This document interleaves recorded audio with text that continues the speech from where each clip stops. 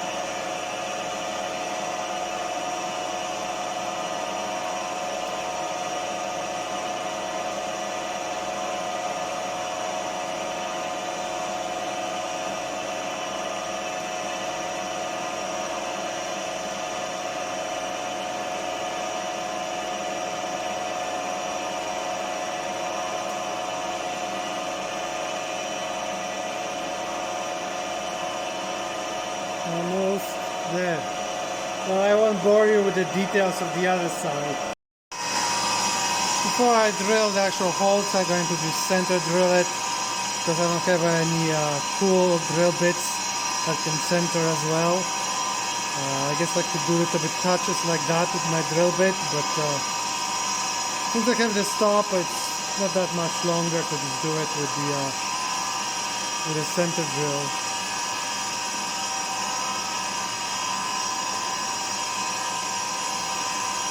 And voila. And all that is left to do with all four pieces is just simply drill a hole.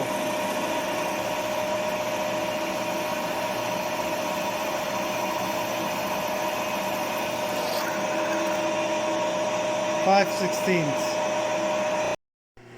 So now I proceed to cut to size the rail. I'm going to clean up one end, then clean it and flip it around, clean the other end, measure, cut to size. So that's more or less what I'm doing right now. Nothing too special.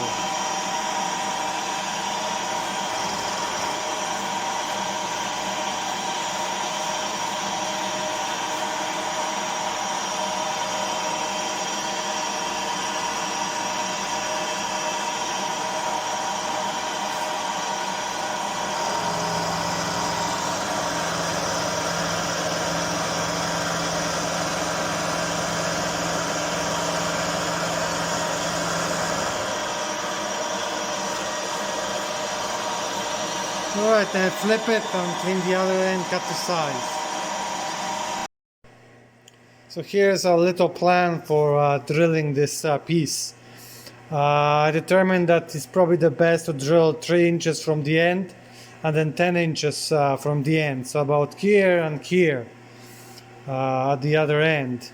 First I'm going to center drill it, then with our handy 5/16 drill I'm going to drill it straight through, and then I have to do a little spot for the cap screw here. The little diameter here is about 0.43 inch, and this animal is just a little bit slightly more than that, so I'm going to use it to make a pocket about 1/4 of an inch deep, which is not enough for this, but I figure out that I can simply on a lathe modify this cap screw a little bit. The reason I'm not punching all the way through for this size is that my rod is rather thin, and there'll be very little meat left to grab, more likely about 0.60 thou, which I think is not really a lot, so I'm trying to increase that a little bit. So anyways, here's the center drill, and this is rather easy operation. That has to be repeated many times.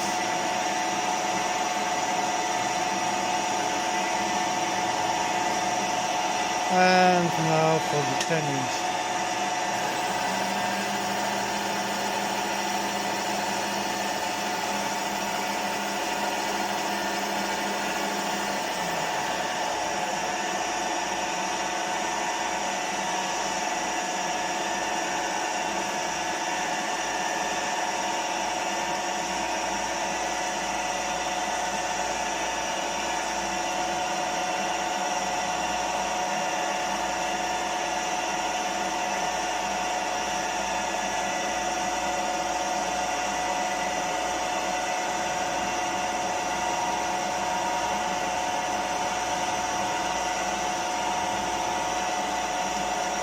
I have a jack over there, but its main purpose is just to dampen any vibration.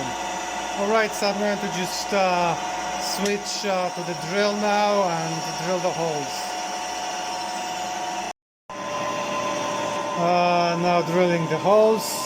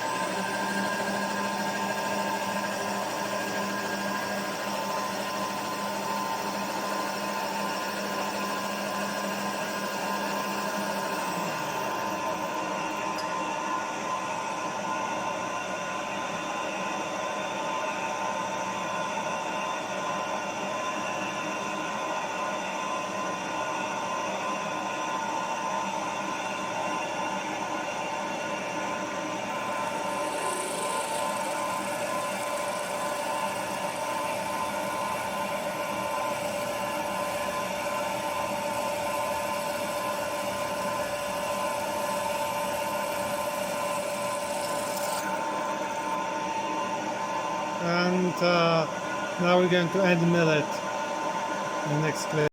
And now I'm making the little pocket just over 1/4 of an inch deep.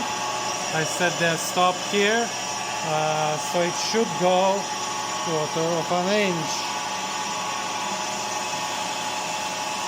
No, this is a center drilling cannonball, this is why I can do this. And it's a carbide.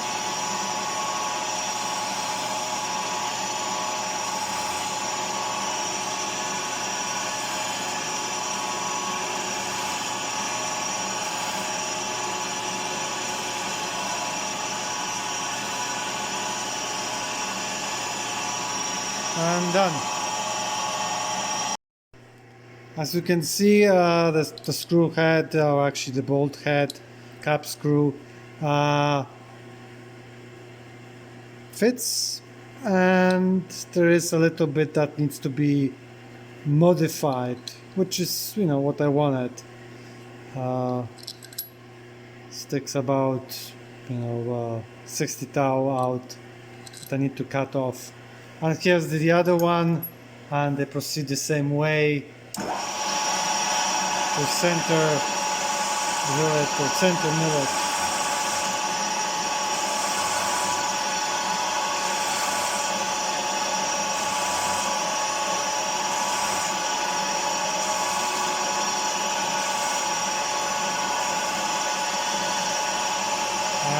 done.